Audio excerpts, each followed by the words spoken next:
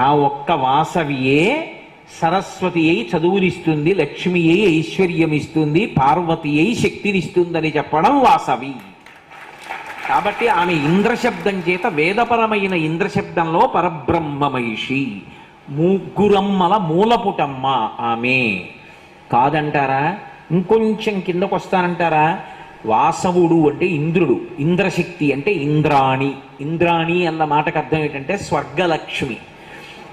సమస్త భోగములకు ఆలవాలము స్వర్గలోకము.